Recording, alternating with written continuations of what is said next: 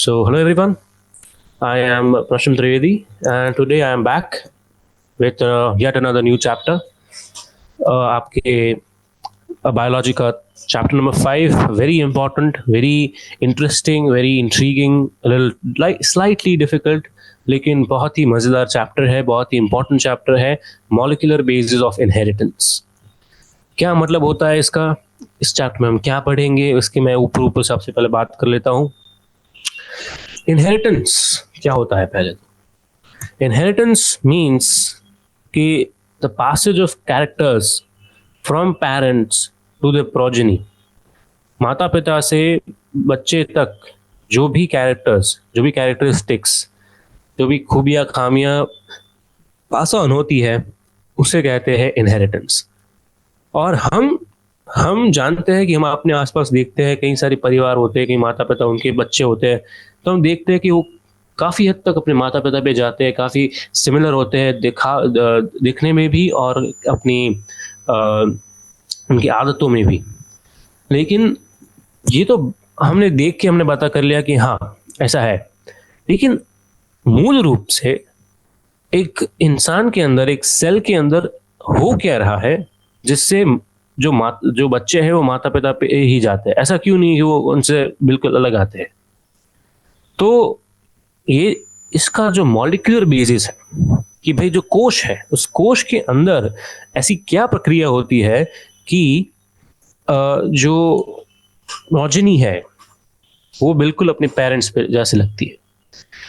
तो इसी को समझने के लिए काफ़ी वर्षों से मेहनत की जा रही थी और उसके ऊपर से ही हम इस टॉपिक पे आते हैं, that is molecular basis of inheritance. इसमें हम देखेंगे डीएनए के बारे में, आरएनए के बारे में. उसके बाद हम जो सेंट्रल डॉगमा थियरी है उसको देखेंगे, जिसमें हमें रेप्लिकेशन, ट्रांसक्रिप्शन और ट्रांसलेशन की बात करेंगे. और अंत में कुछ नए नए टॉपिक्स है, human genome project, DNA fingerprinting, इसके बारे में चर्चा करेंगे. तो लेट्स स्टार्ट. तो पहले तो बहुत बेसिक चीज़ें हैं. डीएनए, आरएनए आई थिंक सबको पता होता है. आपने अगर 11th स्टैंडर्ड में पढ़ा होगा बायोमॉलिक्यूल्स के चैप्टर में, तो मैं ऊपर से फटाफट आपको थोड़ा बता देता हूँ कि DNA stands for deoxyribonucleic acid, RNA stands for ribonucleic acid, right. और हम सब जानते हैं कि हमारे सेल में, हमारे अंदर डीएनए वही जेनेटिक मटेरियल है और आरएनए जो है वो कुछ वायरसेस में एज जेनेटिक मटेरियल पाया जाता है, जैसे कि कोविड वायरस था, जो कोरोना वायरस था. बाकी आरएनए के बहुत सारे दूसरे काम हैं और उसके काफ़ी सारे दूसरे प्रकार भी है. RNA can function as a messenger, उसका मैसेंजर आरएनए बोलते हैं, जो इंफॉर्मेशन एक जगह से दूसरी जगह ले जाता है. वो अडेप्टर मॉलिक्यूल भी है, उसके स्ट्रक्चरल भी पार्ट है क्योंकि वो राइबोसोम का स्ट्रक्चरल कंपोनेंट होता है. प्लस वो कैटालिटिक मॉलिक्यूल है, वो एंजाइम की तरह काम करता है. तो आरएनए के काफ़ी सारे फंक्शंस है, काफ़ी इंपॉर्टेंट मॉलिक्यूल होता है ये आरएनए. तो हमने इसके स्ट्रक्चर और सब कुछ बायोमॉलिक्यूल्स में पढ़ा है 11th स्टैंडर्ड में. अब हम आज इस चैप्टर में पढ़ेंगे रेप्लिकेशन और सेंट्रल डॉगमा थियरी और ऐसी सब चीज़ें. तो पहले हम आते हैं डीएनए पे. डीएनए बहुत सिंपल डीऑक्सीराइबोन्यूक्लियोटाइड से बना होता है. Length is dependent on the number of nucleotides present. अब आपको अगर याद होगा कि जो डीएनए की जो स्ट्रक्चर है उसमें पेयरिंग होती है, बेस पेयरिंग. तो एक पेयर ऑफ न्यूक्लियोटाइड्स होता है और एक डबल स्ट्रैंडेड स्ट्रक्चर होता है. तो लेंथ अगर हम बात करेंगे, लेंथ डिटरमाइन कैसे होती है. जैसे कि मैं बात करूं कि बैक्टीरियोफेज है तो वो एक वायरस है, राइट. बैक्टीरियोफेज में उसका जिसका नाम है 5174 बैक्टीरियोफेज, उसमें 5386 न्यूक्लियोटाइड्स हैं और इसका जेनेटिक मटेरियल जो है वो सिंगल स्ट्रैंडेड है. इसलिए हम इसकी लेंथ को न्यूक्लियोटाइड्स के टर्म में रिप्रेजेंट करते हैं. जबकि जो बैक्टीरियोफेज लैम्डा है वो डबल स्ट्रैंडेड डीएनए वाला पैथोजन है तो उसको 48502 बेस पेयर्स उसकी लेंथ है। अब जो ये दो आंकड़े हैं, ये सारे आंकड़े एक्चुअली बहुत इंपॉर्टेंट है क्योंकि काफी सारी बार ये एग्जाम में पूछे जाएंगे और इसमें थोड़ा सा वो चेंज कर देंगे, थोड़ा सा वो फर्क कर देंगे और आपको पूछेंगे कि क्या स्टेट में पूछ लेंगे कि कितने होते हैं या फिर थोड़ा चेंज कर देंगे तो आप कंफ्यूज हो जाएंगे। तो बहुत ध्यान से इन आंकड़ों की याद रखिएगा। Escherichia coli जो है that is 4.6 into 10 to the power 6 base pairs, while haploid content of human DNA is 3.3 into 10 to the power 9 base pairs, right? Okay. So now ऊपर से स्ट्रक्चर आपको समझा देता हूँ। Very simple structure of polynucleotide chain. क्या है nucleotide, क्या है उसमें पहला होता है nitrogen base. Here you can see the nitrogen base, adenine, guanine, thymine, cytosine. Then this is a sugar. अगर ये एक राइबोन्यूक्लिक एसिड है तो राइबोस शुगर होगा, डीऑक्सीराइबोन्यूक्लिक है तो डीऑक्सीराइबोन्यूक्लिक शुगर होगा, डीऑक्सीराइबोस शुगर होगा। और इसी के 5 एंड पे एक फॉस्फेट ग्रुप है, राइट। और यहाँ पे 5 to 3 की पोलैरिटी देखने को मिलती है।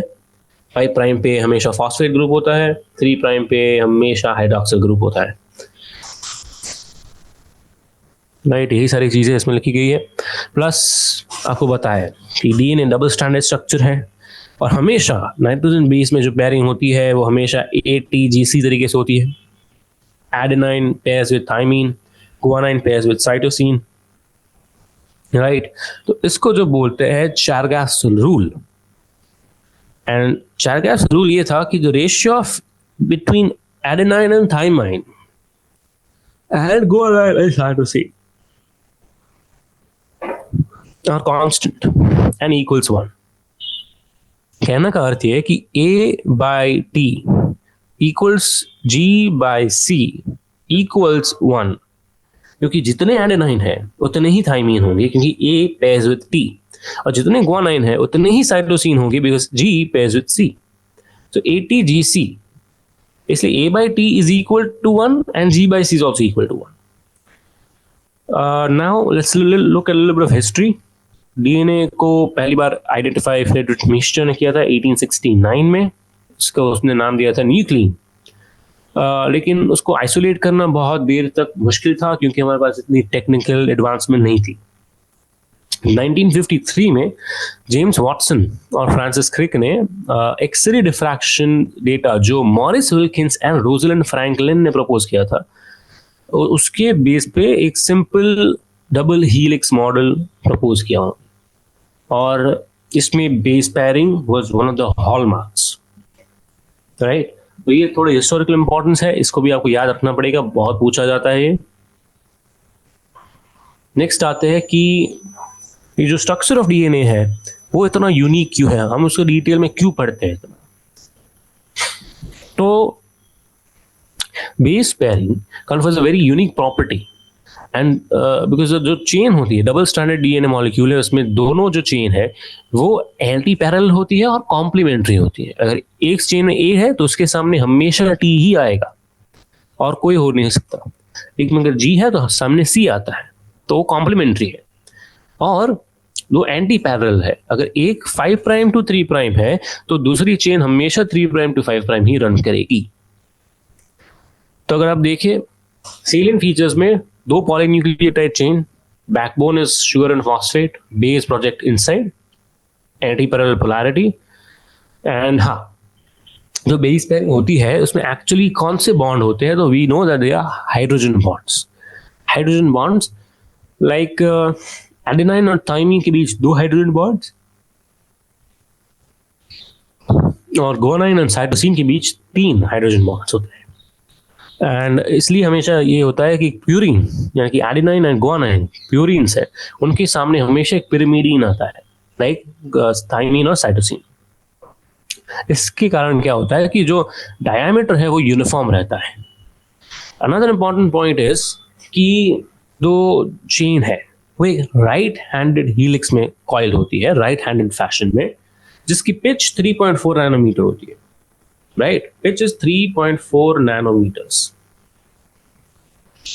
and there are roughly 10 base pairs in each turn, pitch क्या होता है? पिच मतलब जब एक आपकी जो राइट हैंडेड हीलिक्स है उसका एक कंप्लीट टर्न जब होता है, 360 डिग्री टर्न होता है, क्योंकि वो टर्न लेते लेते आगे बढ़ेगी, right, that is what is an helix. तो उसको अगर हम एक 360 डिग्री का टर्न लेंगे तो उस उतने टर्न ऑफ डीएनए चेन में कितने न्यूक्लियोटाइड्स आ जाते हैं, उसके बेसिस पर हम कहते हैं कि इसको एक पिच बोला जाता है।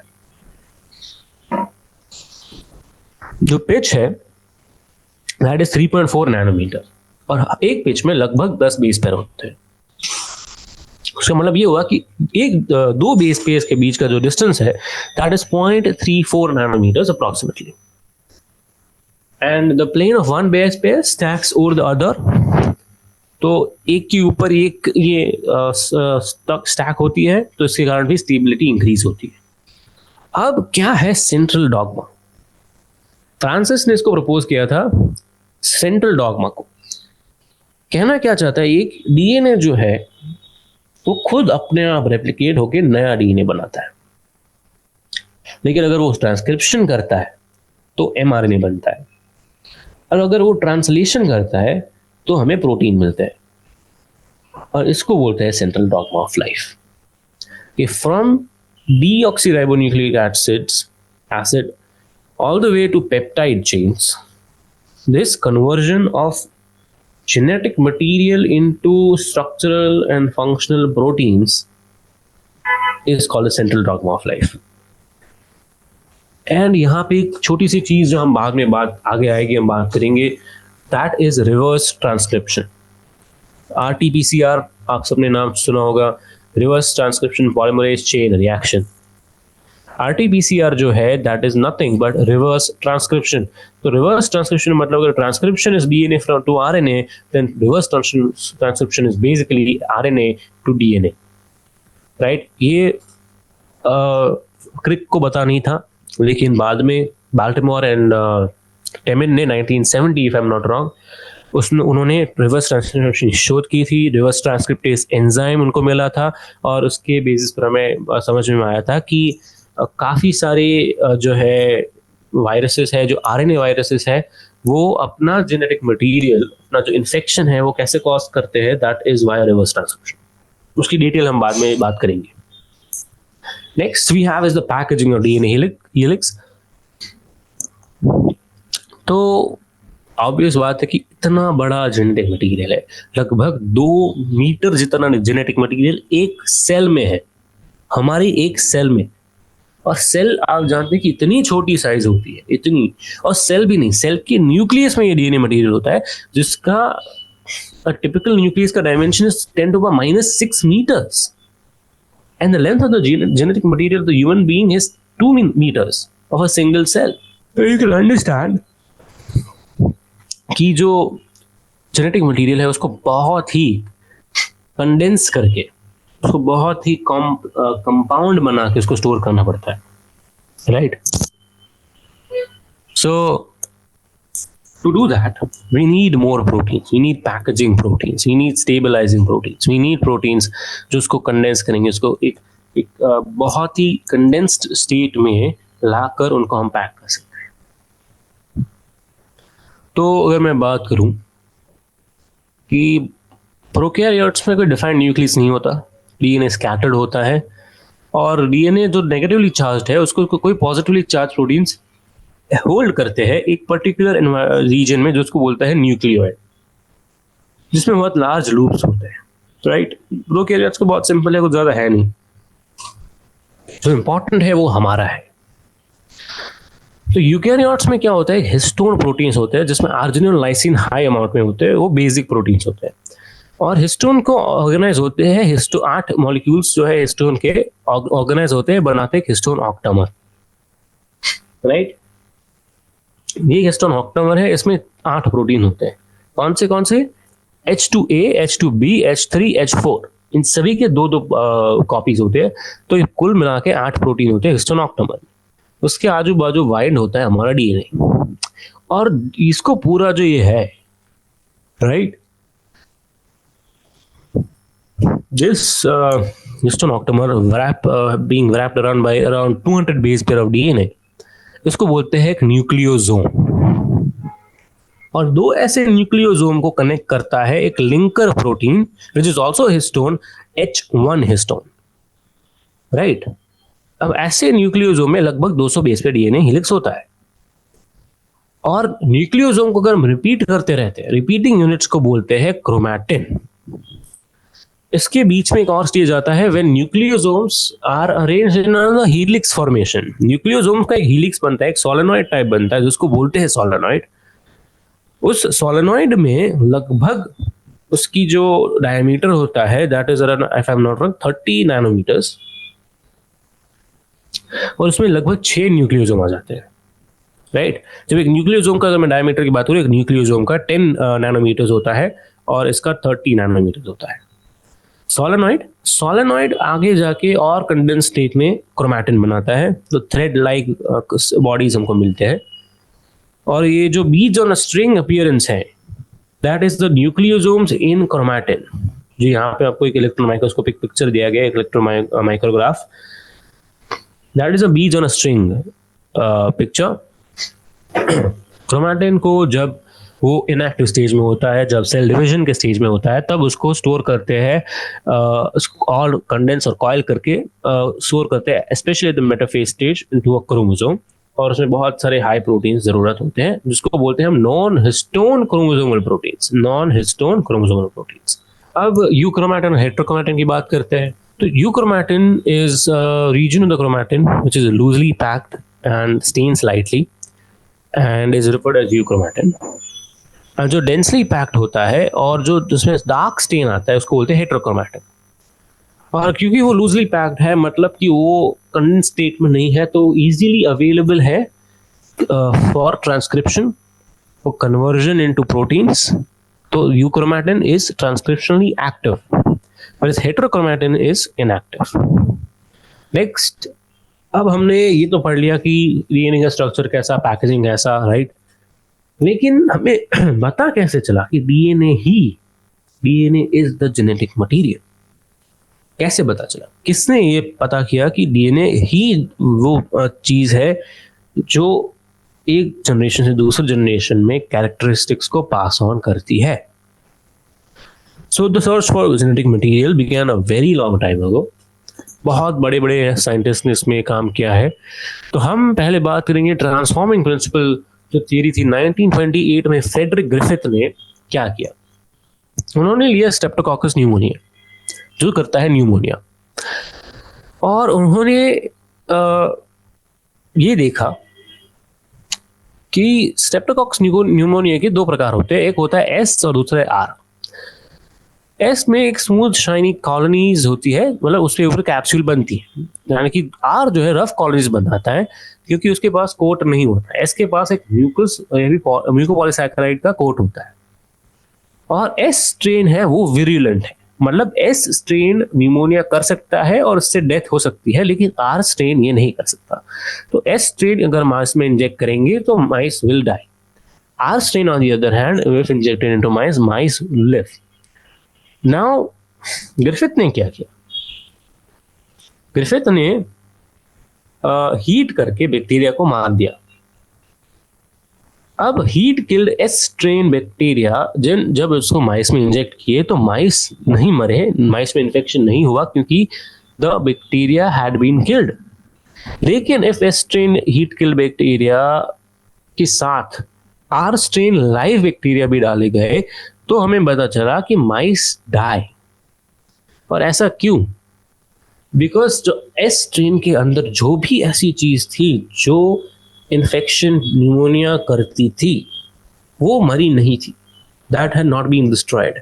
जो आप कह सकते हैं machinery of the bacteria, the mitochondria, whatever other organ, they don't have the organelles, I am sorry, लेकिन जो भी उसके अंदर का जो भी प्रोटीन्स थे, जो भी माइक्रोसोम्स थे, जो मेम्ब्रेन पे जो भी अटैच्ड चीजें थी which were necessary for the metabolism and for the effectiveness of the infection, they had been destroyed.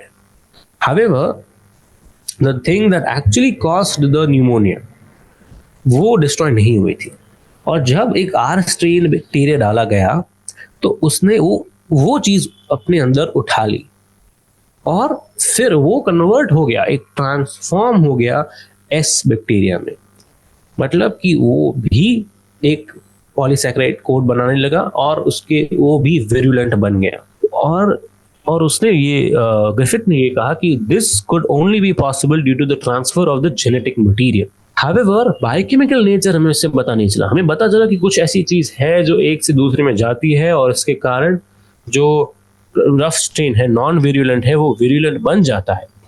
But हमें ये नहीं पता था कि वो एक्चुअली चीज है क्या, उसका बायोकेमिकल नेचर क्या है। इस प्रोसेस को बाद में हमें पता चला कि उसको बोलते हैं ट्रांसफॉर्मेशन। इसके बाद, इस एक्सपेरिमेंट के बाद 1933 टू 44 के इस लंबे समय में एवरी, मैकलियोड एंड मैककार्टी ने जेनेटिक मटेरियल पे काम किया। जेनेटिक मटेरियल ऐसा सोचा जाता था कि यार it is may be a protein, but उन्होंने क्या किया कि purified bye protein DNA RNA को हीट किल एस सेल में से लिए और डाला आर में और देखा कि क्या कौन इसको ट्रांसफॉर्म कर सकता है।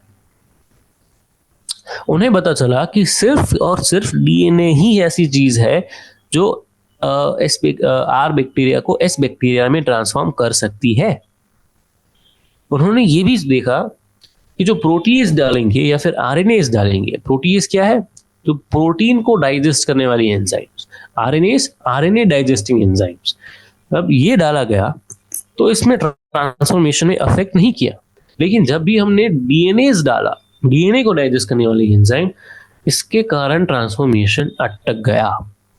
मतलब कि डीएनए ही ट्रांसफॉर्मेशन कॉज कर रहा है और डीएनए ही आपका जेनेटिक मटेरियल है। लेकिन इसके बावजूद सभी बायोलॉजिस्ट इस बात से कन्विंस नहीं थे। तो और थोड़ा रिसर्च किया गया और हमने फाइंड किया। Next finally Alfred Hershey and Martha chase 1952, उन्होंने अनइक्विवोकल प्रूफ दिया कि नहीं भाई डीएनए ही है, DNA is the genetic material. तो उन्होंने क्या किया, कि देखिए आपको पता है बैक्टीरियोफाज क्या होता है। Bacteriophage is basically a virus which attaches and affects a bacteria, infects bacteria. तो उन्होंने क्या किया, बैक्टीरिया में, बैक्टीरियोफाज में होते बहुत सिंपल होते हैं। तो उसमें दो ही चीज होती है, एक जेनेटिक मटेरियल होता है और उसका बाहर का कोट होता है, कवरिंग होता है, राइट। तो वी नो कि कवरिंग में प्रोटीन होते हैं और जेनेटिक मतलब जो अंदर जो मॉलिक्यूल होता है वो होता है डीएनए। और दोनों में जैसे कि हम बात करें, प्रोटीन में सल्फर कंटेंट हाई होता है और डीएनए में फास्फोरस कंटेंट हाई होता है। तो उन्होंने क्या किया, उन्होंने ऐसा किया कि जो कुछ वायरस लिए और उनको ग्रो किया रेडियो एक्टिव फास्फोरस पे, कुछ वायरस लिए उनको ग्रो किया रेडियो एक्टिव सल्फर पे।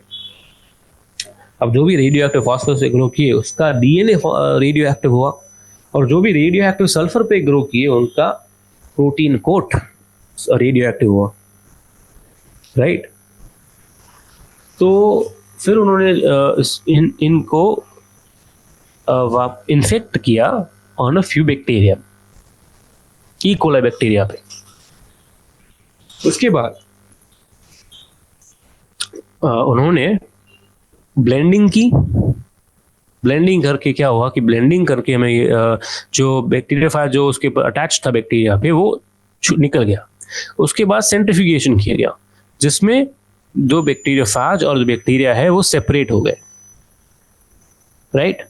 अब आपको बताया है कि सेंट्रीफ्यूज करने के बाद दो कंटेंट्स मिलते हैं, एक होता है सुपरनेटेंट और एक नीचे का कंटेंट होता है, राइट। तो उसके बाद उन्होंने दोनों को कंटेंट्स को एनालाइज किया फॉर रेडियो एक्टिविटी। तो हमें ये पता चला, क्योंकि देखो bacteriophage is lighter than a bacteria, so bacteriophage will be in the supernatant. और अगर बैक्टीरिया सुपरनेटेंट में उसको रेडियो एक्टिविटी मिली, उसका मतलब ये हुआ कि जो रेडियो एक्टिविटी जो हमें मिली for sulphur showed that the bacteriophage जो प्रोटीन कोड है वो ऊपर सुपरनेटेंट में है, जबकि फास्फोरस के लिए रेडियो एक्टिविटी मिली हमें सेल के अंदर, बैक्टीरियल सेल के अंदर। और इससे हमें पता चलता है कि एक्चुअली जो डीएनए था, that was passed on from a bacteriophage into a bacterium to infect that bacterium.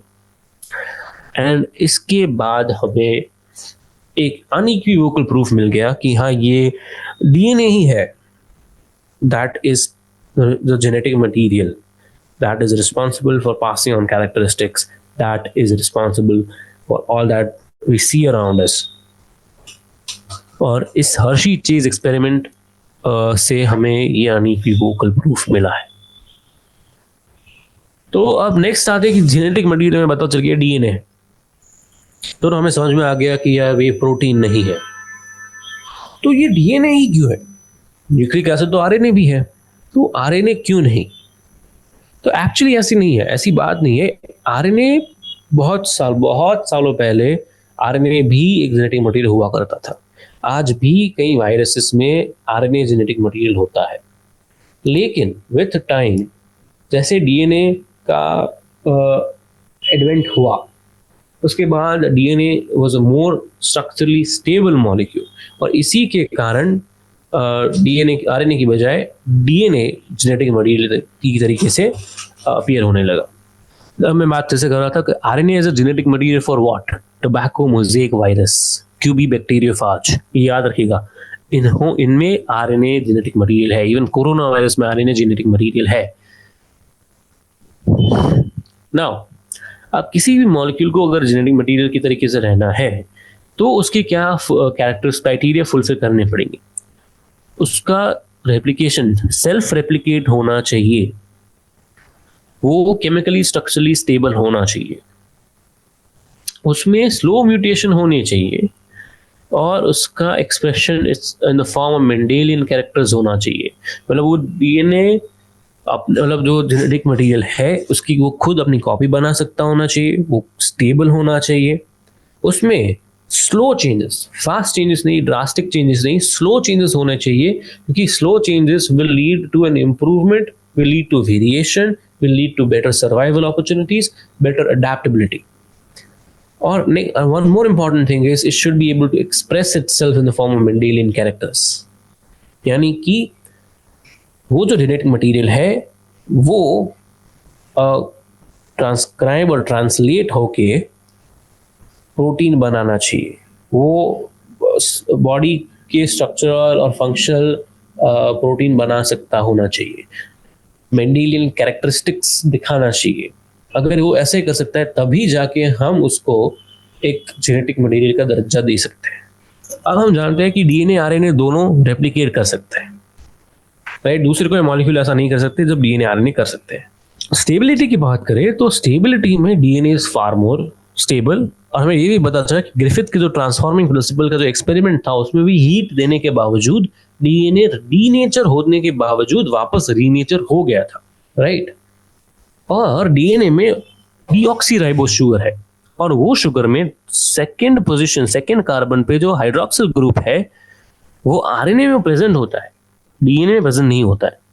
और इसी कारण RNA is more reactive and RNA is labile and easily degradable. RNA इसलिए अनस्टेबल है। और आज हमें जाके अभी हमें ये भी पता है कि आरएनए इज आल्सो कैटालिटिक, यानी कि वो एंजाइमेटिक नेचर भी दिखाता है, इसलिए वो रिएक्टिव है। DNA is less reactive, so DNA is a better genetic material. Also DNA में थाइमीन होता है instead of uracil. Thymine is 5 methyl uracil. Uracil में एक 5वीं पोजीशन पे अगर मिथाइल ग्रुप लगा देंगे तो थाइमीन बन जाएगा। और ये जो थाइमीन है that also confers additional stability, right? अब स्लो चेंजेस की बात आती है, म्यूटेशन की बात आती है, तो डीएनए आरएनए दोनों में म्यूटेशन होता है, बट आरएनए ज्यादा अनस्टेबल है, इसलिए ज्यादा फास्ट रेट से म्यूटेट होता है। इसलिए हम जानते हैं कि जो आरएनए वायरस होते हैं, जैसे कोरोना वायरस था, उसके आरएनए में इतनी जल्दी म्यूटेशन आते थे और इतने ड्रास्टिक म्यूटेशन आ रहे थे कि हम अगर एक स्ट्रेन के खिलाफ कुछ एक वैक्सीन बना भी लेते हैं तो नया स्ट्रेन आ जाता था। अभी भी ऐसा हो रहा है, और सिर्फ कोरोना की बात नहीं, जितने भी आरएनए वायरसेस है, एचआईवी भी ले लो आप, इस सब में आरएनए होने के कारण से बहुत सारा आप कह सकते हैं कि rate of mutation is very high, and because of that genetic material इतनी जल्दी चेंज होता है, इसके कारण प्रोटीन चेंज होते हैं। तो जो वायरस है उसके ऊपर के जो एंटीजन है, antigen are also protein, so antigen will also change. तो जो वैक्सीन है या फिर जो एंटीबॉडीज हमारे शरीर में है वो कारगर नहीं रहेंगे, तो वापस इन्फेक्शन हो सकता है। इसलिए RNA viruses are very tough to compete against. Final point is कि आरएनए डायरेक्टली कोड करता है इनटू प्रोटीन्स, जबकि DNA is dependent on RNA for synthesis of proteins. जो मेंडेलियन कैरेक्टरिस्टिक एक्सप्रेशन है that is definitely through proteins. तो RNA directly protein में express हो जाता है, जबकि डीएनए आरएनए में कन्वर्ट होता है और फिर प्रोटीन में एक्सप्रेस होता है। इसलिए हमें इसके बाद हमें ये कह सकते हैं कि DNA is more stable and is preferred for storage, while transmission of genetic information RNA is better। तो आरएनए की बात कर ही लिए तो आरएनए की थोड़ी और चर्चा कर लेते हैं अभी। कि जो आरएनए है, आरएनए वर्ल्ड जो बहुत बहुत हजारों सालों पहले जब आरएनए जेनेटिक मटेरियल था, तब वो कैसा काम करता था और फिर वो डीएनए में कैसे कन्वर्ट हो गया। तो आरएनए जो पहला जेनेटिक मटेरियल था कि सारी, क्योंकि हम जानते हैं कि डीएनए आरएनए कन्वर्ट होने के बाद ही प्रोटीन की तरह एक्सप्रेस होता है, तो कहीं ना कहीं हम ये कह सकते हैं कि आरएनए है तभी जाके सारे मेंडेलियन कैरेक्टरिस्टिक्स हैं, आरएनए है तभी जाके सारे मेटाबॉलिक प्रोसेसेस और एक्सप्रेशन ऑफ जीन्स हो पाता है, राइट? ओके, आरएनए केवल जेनेटिक मटेरियल नहीं है, वो रिएक्टिव भी है, हमने भी चर्चा की। तो आरएनए एक कैटलिस्ट है, रिएक्टिव है, अनस्टेबल है। अब इसीलिए डीएनए इवॉल्व हुआ आरएनए में से with chemical modification that makes it more stable. DNA में डबल स्ट्रैंड है, आरएनए सिंगल स्ट्रैंडेड है। इसलिए क्योंकि डीएनए डबल स्ट्रैंडेड है, उसमें कॉम्प्लीमेंट्री बेस पेयरिंग होता है और इसके कारण वो ज्यादा स्टेबल है और लेस रिएक्टिव है। चलिए, अब हम आते हैं first big major important topic पे, दैट इज रेप्लिकेशन। रेप्लिकेशन यानी कॉपी बनाना डीएनए की। और जो वॉटसन क्रिक ने 1953 में जो मॉडल दिया था, double standard helix model, double helix model of the DNA, उनको उसी वक्त पता चल गया था कि ये मॉडल ऐसी चीज है कि मतलब वो मॉडल प्रपोज करने के बाद ही उनको रियलाइज हो गया कि इस मॉडल में एक ऐसी पर्टिकुलर कैरेक्टरिस्टिक है जिसकी मदद से DNA could possibly be replicating, could possibly be creating a copy of itself, right? तो जो रेप्लिकेशन है उसकी कैरेक्टरिस्टिक्स क्या है? Replication is the semi conservative form of replication. मतलब क्या होता है? आप देखिए, यहाँ पे दो स्ट्रैंड है, राइट? डीएनए के दो स्ट्रैंड है, दोनों को बोला जाता है पेरेंटल स्ट्रैंड, क्योंकि this is the parental DNA. उसका बाद उसका रेप्लिकेशन होता है तो ये डॉटर डीएनए बनता है, डॉटर स्ट्रैंड होता है और ये डॉटर डीएनए बनते हैं। तो अब यहाँ पे देख सकते हैं कि दोनों स्ट्रैंड अलग हो रहे हैं, और अलग होने के बाद उन दोनों स्ट्रैंड में एक नया डॉटर स्ट्रैंड बन रहा है। और वो हम मतलब अगर आपको एक नया स्ट्रैंड बनाना है तो आपको पास कुछ टेम्पलेट तो होना चाहिए ना, आपको बताता होना चाहिए कि मुझे यहाँ पे कौन सा न्यूक्लियोटाइड ऐड करना है। और आपको पता कैसे चलेगा? जब आप पेरेंट स्ट्रैंड को ऑब्जर्व करेंगे कि यहाँ पे अगर ए है तो मुझे इसके सामने टी रखना है, अगर सामने जी है तो मुझे यहाँ पे सी रखना है। तो दो स्ट्रैंड होते हैं डीएनए में और दो स्ट्रैंड यहाँ पे अलग पड़ते हैं, और हर एक स्ट्रैंड पे रेप्लिकेशन शुरू होता है और एक नया स्ट्रैंड बनता है। और जब पूरी लेंथ में एक नया स्ट्रैंड बन जाता है तो दोनों सेपरेट हो जाते हैं और दो नए डीएनए मॉलिक्यूल्स बनते हैं, जिसमें एक स्ट्रैंड पैरेंटल स्ट्रैंड होता है और दूसरा कॉम्प्लीमेंट्री स्ट्रैंड नया स्ट्रैंड होता है जिसको बोलते हैं डॉटर स्ट्रैंड। और क्योंकि जो नया डीएनए मॉलिक्यूल है उसमें आधा पैरेंट आधा डॉटर स्ट्रैंड है और इसके कारण उसको बोलते हैं सेमी कंजर्वेटिव। ऐसा नहीं है कि दोनों स्ट्रैंड खुले का रेप्लिकेशन हुआ और फिर ये दो डॉटर स्ट्रैंड जुड़ गए और ये वापस दोनों पैरेंट स्ट्रैंड जुड़ गए। ऐसा होता उसको बोलते हैं कंजर्वेटिव। पर लेकिन ऐसी चीज नहीं हो रही है। एक पैरेंट स्ट्रैंड है, एक डॉटर स्ट्रैंड है, तो इसको बोला जाता है सेमी कंजर्वेटिव। और अब इसका भी देखिए, इस जो साइंस की दुनिया है ना, इसमें आप थीसिस लगा दो, हाइपोथेसिस बोल दो, जितनी भी आपको आ रही है, लेकिन आपको प्रूफ देना पड़ता है। Without proof nobody is going to believe you. So experimental proof चाहिए था अगेन। तो अगेन ई कोलाई को, हमारा फेवरेट बैक्टीरिया, उसको हमने पकड़ा, उसके ऊपर हमने एक्सपेरिमेंट किए और हमने ये प्रूफ दिखाया। हमने मतलब मैथ्यू मैसेल्सन एंड वैटलिंगस्टाल 1958, उन्होंने क्या किया, उन्होंने ई कोलाई को ग्रो किया एक NH4Cl मीडियम में, जिसमें नाइट्रोजन वाज 15 आइसोटोप था, हेवी आइसोटोप था नाइट्रोजन का, और that was the only nitrogen source for many generations. तो क्या हुआ कि इतनी लंबे टाइम तक सिर्फ हेवी आइसोटोप नाइट्रोजन मिला, तो जो डीएनए में जितना भी नाइट्रोजन था वो सारा रेडियो एक्टिव नहीं, 15 नाइट्रोजन बन गया था, हेवी आइसोटोप। उसके बाद उन्होंने क्या किया कि बहुत जनरेशन के बाद वो बैक्टीरियम को हमने ट्रांसफर किया एक नॉर्मल मीडियम में, NH4Cl N14 वाला, और वहां पे अलग अलग टाइम इंटरवल हम जानते थे कि जो ई कोलाई बैक्टीरिया है उसका replication time is around 18 minutes. तो हर 20 मिनट पे हम उसमें से थोड़ा सैंपल लेते थे और उसका डीएनए एग्जामिनेशन करते थे।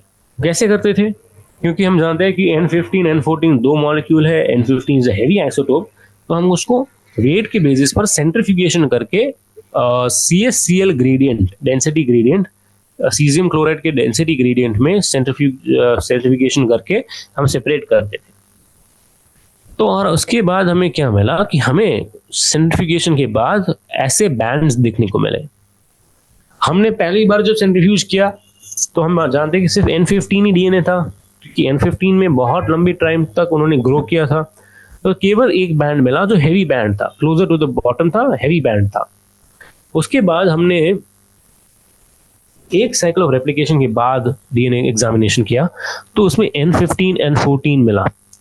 एक ऐसा बैंड मिला जो बीच में था, ना N14 ना लाइट बैंड दिखा रहा था ना हेवी बैंड दिखा रहा था, एक हाइब्रिड बैंड दिखा रहा था जो होता है N14 N15, एक हाइब्रिड बैंड।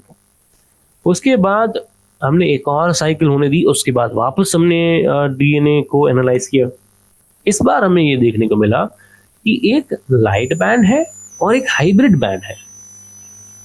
अब हाइब्रिड बैंड का मतलब ये होगा ना कि DNA is N14 N15 in that, लेकिन लाइट बैंड का मतलब ये होगा कि DNA is N14 N14 in that. और इसके बेसिस पे हमें ये समझ में आया कि आप देख सकते हो यहाँ पे तो हेवी चेन है। अगर ये कंजर्वेटिव डीएनए होता, कंजर्वेटिव मैकेनिज्म होता ऑफ डीएनए रेप्लिकेशन, तो हेवी चेन हमें थ्रू आउट देखने को मिलनी चाहिए, इसलिए हाइब्रिड मिला। उसके बाद जब ये डीएनए टूटा तो एक डॉटर स्ट्रैंड एक लाइट चेन पैरेंट स्ट्रैंड के साथ कॉम्प्लीमेंट हुआ और दूसरा डॉटर स्ट्रैंड एक हेवी चेन पैरेंट स्ट्रैंड के साथ कॉम्प्लीमेंट्री बनाया। तो इससे हमें एक हाइब्रिड डीएनए मॉलिक्यूल एक लाइट डीएनए मॉलिक्यूल मिल गया। तो आप देख सकते हैं कि हमें लाइट बैंड भी मिला और हाइब्रिड बैंड भी मिला। और इसके बेसिस पे हमने ये प्रूव किया कि DNA replication is semi conserved. और इसी के प्रकार के दूसरे भी एक्सपेरिमेंट हुए थे, जैसे कि रेडियो एक्टिव थाइमिडीन का उपयोग किया गया था in Vicia faba, that is faba beans, by Taylor and his colleagues in 1958, इसी प्रकार के एक्सपेरिमेंट के लिए। और इसी उसी एक्सपेरिमेंट में भी हमें यही प्रूफ मिला कि डीएनए में जो क्रोमोसोम में जो डीएनए है वो रेप्लिकेट होता है सेमी कंजर्वेटिवली। ऑलराइट, चलो अब हमने समझ लिया कि रेप्लिकेशन क्या है, हमने समझ लिया कि रेप्लिकेशन सेमी कंजर्वेटिव है। अब हम आते हैं मशीनरी पे, एंजाइम्स पे, कि जो डीएनए रेप्लिकेशन है वो होता कैसे है, उसमें कौन सी एंजाइम होती है, वो कौन सी एंजाइम होती है वो इंश्योर करती है कि सही प्रकार का डीएनए रेप्लिकेशन हो रहा है। तो मेन एंजाइम जो है उसको बोला जाता है DNA dependent DNA polymerase. DNA polymerase मतलब डीएनए का एक पॉलीमर बनाने वाली एंजाइम, और जो डीएनए डिपेंडेंट है यानी कि वो दूसरे डीएनए मॉलिक्यूल के स्ट्रक्चर को देख के उसके कॉम्प्लीमेंट्री एक डीएनए पॉलीमर चेन बनाएगी। और ये एंजाइम बहुत एफिशिएंट होती है, बहुत फास्ट होती है, प्लस उसमें प्रूफ रीडिंग एक्टिविटी होती है। They catalyze the polymerization of a large number of nucleotides in a very short time, right? E. coli में 4.6 × 10⁶ बेस पेयर है। अब देखिए कितनी बड़ा डीएनए मॉलिक्यूल का इसका कंटेंट है। लगभग अगर मैं बात करूं कि ये 46 लाख बेस पेयर्स है ई कोलाई में, और फिर भी इसका रेप्लिकेशन 18 मिनट में खत्म हो जाता है। 18 मिनट, उसका मतलब ये हुआ कि लगभग 2000 बेस पेयर प्रति सेकंड ऐड हो रहे हैं जब रेप्लिकेशन होता है। तो आप देख सकते हैं, अंदाजा लगा सकते हैं कि कितनी हाई स्पीड पे एक्टिविटी होती है, कितनी एफिशिएंट होती है ये एक्टिविटी। और फिर भी बहुत ही कम चांस है ऐसा कि म्यूटेशन आए, और म्यूटेशन आता भी है तो उसको प्रूफ रीडिंग एक्टिविटी से निकाला जाता है, डीएनए रिपेयर मैकेनिज्म से उसको रिपेयर किया जाता है। और अब सीधी बात है कि इतनी हाई एक्टिविटी, मतलब हाई एंजाइम एक्टिविटी है, इतनी हाई स्पीड पे काम कर रही है एक्टिविटी, तो for obvious reasons energy requirement will be very high. So energy के लिए ऑब्वियसली एटीपी का इस्तेमाल होता है या फिर दूसरे डीऑक्सीन्यूक्लियोसाइड ट्राइफॉस्फेट्स का इस्तेमाल होता है। अब सिर्फ डीएनए डिपेंडेंट डीएनए पॉलीमरेज नहीं है, काफ़ी सारे दूसरे भी एंजाइम हैं जो पार्ट लेते हैं इस प्रोसेस में। There are many SSBPs, single strand binding proteins, जो सिंगल स्ट्रैंड के साथ बाइंड करते हैं और उसको स्टेबल करते हैं। There are topoisomerases, there are gyrases. उनका काम क्या होता है, तो वो सुपर कॉइलिंग प्रिवेंट करते हैं, राइट? जब डबल स्टैंडर्ड डीएनए को हम तोड़ेंगे और सिंगल स्टैंडर्ड 2 स्ट्रैंड मिलेंगे तो उनको स्टेबलाइज करना तो एसएसबीपी का काम है, लेकिन वो खुद ही खुद ऐसे टर्न लेके अपने आप में ही एक सुपर कॉइल ना बना दे, राइट? वो ऐसे हम कह सकते हैं कि एक सिंगल स्ट्रैंड ही अपने आप अपने ऊपर ही टर्न लेना शुरू ना कर दे और एक नॉर्मल फोल्डिंग ना कर ले, इसीलिए हम टोपोआइसोमरेज का भी इस्तेमाल करते हैं। टोपोआइसोमरेज प्रिवेंट्स सुपर कॉइलिंग और सिंगल स्ट्रैंड को एक सिंगल स्ट्रैंड में बनाए रखता है जब तक डीएनए रेप्लिकेशन खत्म नहीं होता। अब सीधी बात है कि अगर छोटा पीस ऑफ डीएनए है तो उसको हम पूरी तरीके से खोल सकते हैं और फिर दोनों साइड रेप्लिकेशन होगा। लेकिन अगर कोई बड़ा पीस ऑफ डीएनए है तो उसको एक साथ खोलना is a very high energy requiring process. Plus जैसे मैंने बात की कि अगर वो पूरा खोला गया तो सुपर कॉइलिंग होने का बहुत चांस है, राइट? तो हम एक छोटा सा एरिया ऑफ द डीएनए हम खोलते हैं और वहां पे रेप्लिकेशन शुरू होता है, और जैसे जैसे रेप्लिकेशन आगे बढ़ता है नया नया एरिया खुलने लगता है और पुराना एरिया अपने आप रिसील होने लगता है। तो जो स्मॉल ओपनिंग है डीएनए हेलिक्स में उसको बोलते हैं रेप्लिकेशन फॉर्क, राइट? तो मैं अगर ये दिखा दूं, ये आपका double standard DNA parent strand है, और यहाँ पे जब वो सिंगल स्टैंडर्ड में कन्वर्ट हो गया और जहाँ पे खुला उसको बोलेंगे हम रेप्लिकेशन फॉर्क।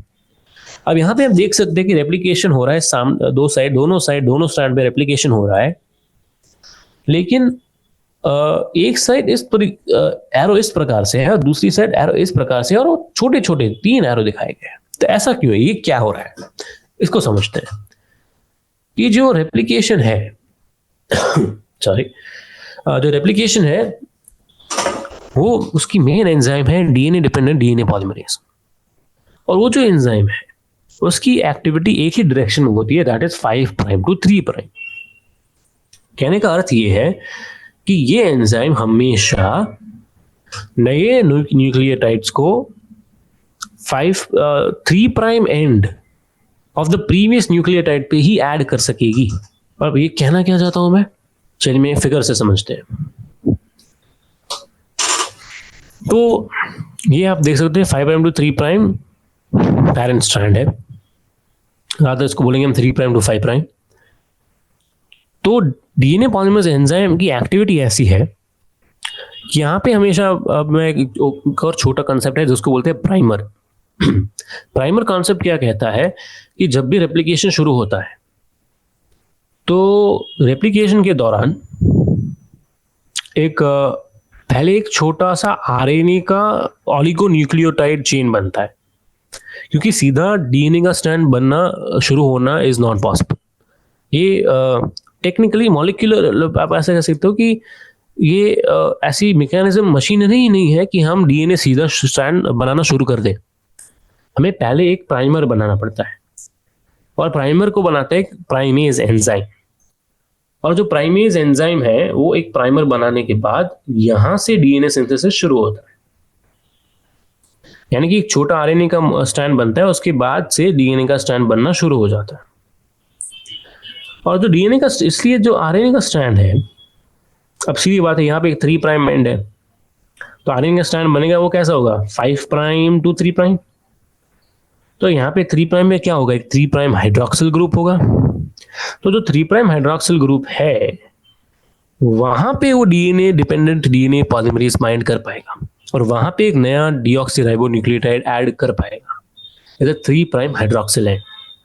तो यहाँ पे प्राइमर लगाने के बाद 3 प्राइम एंड पे वो एंजाइम एक्ट करेगी और नया डीएनए बनना शुरू हो जाएगा, और इसको बोलते हैं हम कंटिन्यूअस सिंथेसिस। और इस स्ट्रैंड को बोला जाता है लीडिंग स्ट्रैंड, क्योंकि ये 5 प्राइम टू 3 प्राइम है, the template will be 3 prime to 5 prime. इसका सिंथेसिस होता है टुवर्ड्स द रेप्लिकेशन फॉर्क। अब जो सामने वाला स्ट्रैंड है ना वो 5 प्राइम टू 3 प्राइम है, तो आप ये भी कह सकते हो ना कि सर यहाँ पे 3 प्राइम है तो यहाँ पे प्राइमर बना दो, यहाँ से शुरू कर दो डीएनए रेप्लिकेशन। लेकिन ऐसा हो नहीं सकता, क्योंकि डीएनए खुल रहा है इस दिशा में। अभी ये एरिया खुला है, अभी थोड़ी देर बाद ये एरिया खुलेगा, ये जो डबल स्ट्रैंडेड एरिया है वो सिंगल स्ट्रैंड में कन्वर्ट हो जाएगा।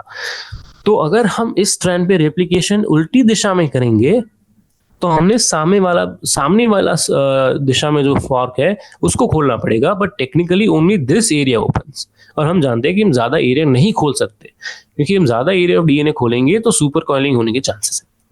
तो हम अगर ये एरिया खोल रहे हैं तो हमें डीएनए सिंथेसिस इस स्ट्रैंड में भी इसी डायरेक्शन में करना पड़ेगा। लेकिन यहाँ पे 5 प्राइम है, तो अगर हम प्राइमर यहाँ पे बनाते हैं तो वो होगा 3 प्राइम टू 5 प्राइम, और 5 प्राइम फॉस्फेट ग्रुप के साथ नया डीऑक्सीराइबोन्यूक्लियोटाइड अटैच करना डीएनए पॉलीमरेज के लिए पॉसिबल नहीं है, राइट। इसीलिए एक इनोवेटिव टेक्निक हमारे बॉडी ने डिजाइन की जिसको बोलते हैं डिसकंटिन्यूअस सिंथेसिस। उसमें क्या होता है कि instead of direction of DNA elongation is same, ये भी डीएनए इसी डायरेक्शन में बनेगा, इस साइड भी डीएनए इसी डायरेक्शन में बनेगा, लेकिन वो छोटे छोटे हिस्सों में बनेगा और हर हिस्सा उल्टी डायरेक्शन में एलोंगेट होगा। मतलब कि पहले हम यहाँ पे एक प्राइमर रखेंगे, मैं बता ये 3 प्राइम एंड ये 5 प्राइम एंड है, तो सीधी बात है primer will be 5 prime to 3 prime. उसके बाद एक डीएनए डिपेंडेंट डीएनए पॉलीमरेज आएगा और वो छोटा सा स्ट्रैंड बनाएगा डीएनए का, राइट। उसके बाद जब ऊपर नया एरिया खुलेगा तो वापस यहाँ पे ऊपर से एक प्राइमर बनेगा, और उसके बाद एक डीएनए का स्ट्रैंड कंटिन्यू होगा जो आगे जाके पुराने प्राइमर के साथ जुड़ जाएगा। वापस नया एरिया खुला, प्राइमर बना, वापस डीएनए स्ट्रैंड बना। तो आप देख सकते हो कि इलोंगेशन जो एक्चुअली डीएनए बन रहा है वो इसी डायरेक्शन में बन रहा है, इसी के साथ डीएनए तो सेम ही डायरेक्शन में इलोंगेट हो रहा है, लेकिन जो उसके छोटे छोटे हिस्से हैं वो ऑपोजिट डायरेक्शन में बन रहे हैं, उनका सिंथेसिस ऑपोजिट डायरेक्शन में हो रहा है।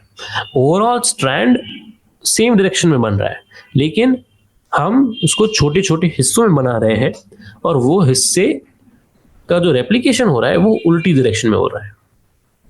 और ये जो एक एक फ्रैगमेंट आपको मिल रहा है, इन फ्रैगमेंट्स को बोलते हैं ओकाजाकी फ्रैगमेंट्स, राइट। तो जो ओकाजाकी फ्रैगमेंट्स है, इस हाइपोथेसिस, ये जो ओकाजाकी ने ये हाइपोथेसिस दी, उसके बेसिस पर उनको बोला गया ओकाजाकी फ्रैगमेंट्स।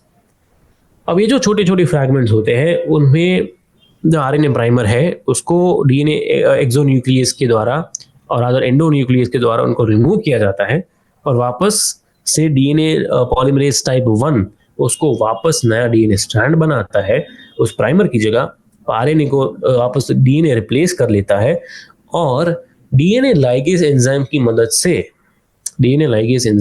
से ये सारे जो ओकाजाकी फ्रैगमेंट्स है वो छोटे छोटे फ्रैगमेंट्स को हम ज्वाइन करके एक सिंगल फ्रैगमेंट में कन्वर्ट कर देते हैं। तो दिस इज रेप्लिकेशन। और कुछ बातें करनी है रेप्लिकेशन के बारे में कि जो एक स्ट्रैंड है जिसमें 3 to 5 पोलैरिटी है उसमें कंटिन्यूस सिंथेसिस होगा, जो अदर है उसमें डिसकंटिन्यूस होगा। हमने जैसे बात की जिसको बोलते हैं ओकाजाकी फ्रैगमेंट, जैसा क्यों होता है मैंने आपको समझाया है। आई नो थोड़ा कंफ्यूजिंग है, इसलिए मैं कहूँगा कि आप एक बार वापस से वो पार्ट अगर आपको समझ में नहीं आता है तो आप रिवाइंड कीजिए, वापस से सुनिए, धीरे धीरे सुनिए, समझने की कोशिश कीजिए कि एक्चुअली हो क्या रहा है। डीएनए लाइगेज के साथ हम उसको जोड़ देंगे, जो ओरिजिन होगा। अब बता कैसे चलेगा कि एक्चुअली डीएनए रेप्लिकेशन शुरू कहाँ से करें? फिर रैंडम साइट से शुरू कर देते हैं? नहीं, ऐसा नहीं होता। डीएनए में एक ओरिजिन ऑफ रेप्लिकेशन होता है, एक ऐसा जगह होती है उस डीएनए पे एक ऐसा न्यूक्लियोटाइड सीक्वेंस होता है जिसको बोलते हैं origin of replication. DNA polymerase enzyme उस न्यूक्लियोटाइड सीक्वेंस को रिकॉग्नाइज करता है और रिकॉग्नाइज करने के बाद वहां पे बाइंड हो जाता है और फिर वहीं से डीएनए रेप्लिकेशन शुरू होता है। बस, तो ये हो गया मेनली हमने ये जो डिस्क्राइब किया है ये है प्रोकैरियोट्स का रेप्लिकेशन डीएनए का। यूकैरियोट्स में भी ऑलमोस्ट सिमिलर होता है, लेकिन एंजाइम्स थोड़े ज़्यादा होते हैं, अलग होते हैं थोड़े, और थोड़ा कॉम्प्लेक्स भी ज़्यादा होता है। डीएनए मॉलिक्यूल भी बहुत बड़ा होता है, तो बहुत सारे ऑरिजिन ऑफ रेप्लिकेशन होते हैं। और डीएनए रेप्लिकेशन हम जानते हैं कि हमारे सेल में सेल साइकिल के एस फेज में होता है, और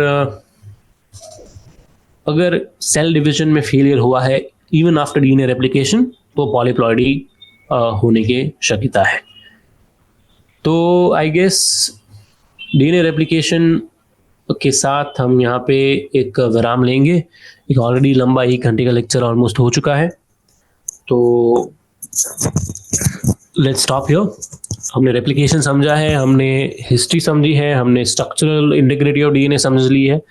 अभी भी हमारे पास काफ़ी कुछ बाकी है इस चैप्टर में, ट्रांसक्रिप्शन, ट्रांसलेशन, थोड़े जो जीनोम सीक्वेंसिंग, डीएनए फिंगरप्रिंटिंग, बहुत सारी चीज़ें हैं, बहुत इंटरेस्टिंग चीज़ें हैं। मैं इसलिए यहाँ पे छोड़ रहा हूँ क्योंकि डीएनए रेप्लिकेशन जो प्रोसेस है ना थोड़ा कॉम्प्लिकेटेड है, थोड़ा कॉम्प्लिकेटेड से ज़्यादा ये थोड़ा कंफ्यूजिंग हो सकता है टाइम्स। तो मैंने जो समझाया है आप ट्राई करें कि उसको बार बार रिवाइंड करें और आप समझने की कोशिश करें कि एग्जैक्टली एक्चुअली मैं क्या कहना चाहता हूँ, और कोशिश करें, राइट। तो फिर यहाँ पे हम विराम लेते हैं और नेक्स्ट लेक्चर में हम ट्रांसक्रिप्शन से वापस शुरुआत करेंगे। Thank you very much.